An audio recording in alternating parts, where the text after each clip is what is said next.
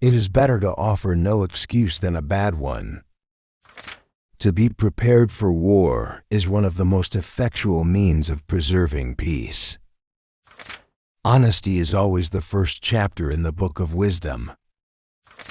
We must indeed all hang together, or most assuredly, we shall all hang separately.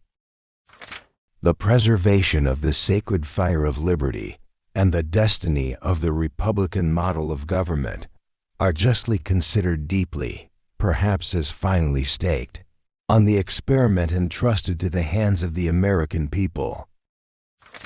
It is our true policy to steer clear of permanent alliances with any portion of the foreign world. Few men have virtue enough to withstand the highest bidder.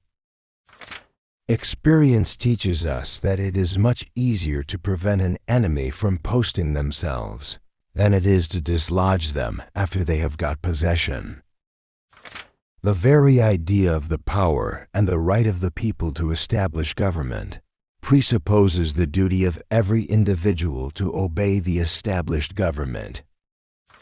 I can only say that there is not a man living who wishes more sincerely than I do to see a plan to which we may unite in rendering the people of all the states happy. The propitious smiles of heaven can never be expected on a nation that disregards the eternal rules of order and right, which heaven itself has ordained. To form a new government requires infinite care and unbounded attention. For if the foundation is badly laid, the superstructure must be bad. The foundations of our national policy will be laid in the pure and immutable principles of private morality.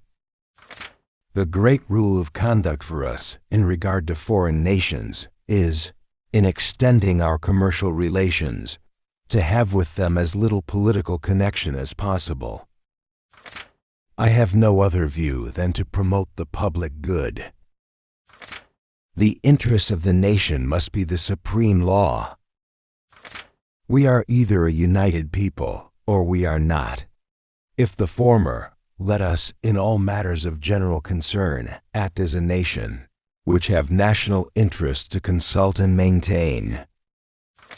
A people who are possessed of the spirit of liberty and the principles of justice will not suffer tyranny. The Constitution is the guide which I will never abandon.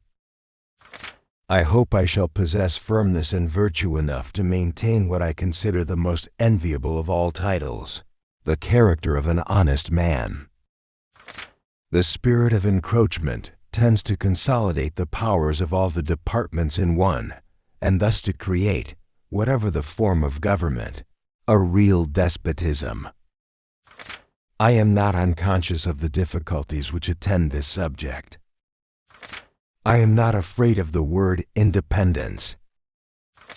We are not merely fighting for our rights, but for the rights of humanity.